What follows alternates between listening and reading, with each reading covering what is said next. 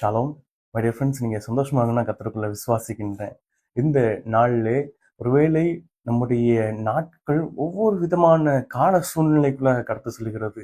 அதாவது ஒருவேளை வெப்பமா இருக்கிறது, இல்லைன்னா நிறைய மழை பெய்கிறது, இல்லைன்னா அதிகப்படியான காற்று இருக்கிறது. இன்னைக்கு கூட வீடியோக்கள் எடுக்காம வெளியே வச்சு எடுக்காம இருக்க காரணம்னா காற்றினுடைய தாக்கம் தான். அப்போ இன்றைக்கு நம்ம இதே போல நம்முடைய வாழ்க்கையில நிறைய சூழ்நிலைகளை எதிர்கொள்கிறோம். நிறைய நபர்களை சந்திக்கிறோம், நிறைய பிரச்சனைகளை பார்க்கிறோம், நிறைய இடங்கள் நமக்கு எதிராக இருக்கிறது, நிறைய நபர்கள் நமக்கு எதிராக இருக்கிறார்கள். அப்போ இவைகள் எல்லாவற்றிலும் கடந்து செல்லுகிற நம்மை பார்த்து நம்முடைய தேவனாகிய கர்த்தர் நமக்கு ஒரு வார்த்தை நினைப்பட்டு ஆசைப்படுகிறார். அவர் இஸ்ரவேல் மக்களுக்கு ஒரு காரியத்தை செய்தார். அதாவது பகலிலே அவர்களை வழிநடத்தும்படியாக மேக ஸ்தம்பம் இருந்தது, இரவிலே அவர்களை வழிநடத்தும்படியாக அவர்களுக்கு அக்னி ஸ்தம்பத்தை தேவன் அவர்களோடு இருந்து அதன் மூலமாய் வழி நடத்தினார்.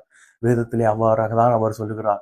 இன்றைக்கும் நம்முடைய தேவனாகிய கர்த்தர் பகல்ல எப்படி மேகஸ்தம்பம் அந்த மக்களுக்கு ஆசீர்வாதமாய் பிரயோஜனமாய் அவர்களுடைய சார்பாய் எல்லாவற்றையும் நடக்க உறுதுணையா இருந்ததோ, இரவில் எப்படி அக்னி ஸ்தம்பம் அவர்கள் கதகதப்பாயும் குளிர் இல்லாமல் மகிழ்ச்சியாய் தங்களுடைய நேரத்தை செலவிட உதவியா இருந்ததோ, கர்த்தர் முன் சென்றாரோ, அதே போல நம்முடைய தேவனாகிய கர்த்தர் நமக்கு முன் சென்று இந்த நாளுக்குள்ளே அவர் பிரவேசித்து நமக்கு முன்பதாகவே நாம் சந்திக்க போகிற அந்த சூழ்நிலையை பிரவேசித்து நமக்கு முன்பதாகவே நாம் எதிர்நோக்கி நிற்கிற அந்த காரியங்களில் அவர் பிரவேசித்து நமக்கு சாதகமான சூழ்நிலை, நாம் சந்தோஷித்து மகிழக்கூடிய சூழ்நிலையை தந்து நம்மை வழிநடத்த போகிறேன் என்கிறார்.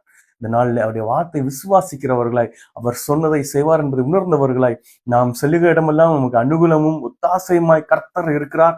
நமக்காக தேவைகளை சந்திக்க போகிறார். நமக்காக சூழ்நிலையை நம்முடைய சார்பில் மாற்றித்தரப் போகிறார் என்பதை உணர்ந்தவர்களை இந்த நாளை துவக்கும்.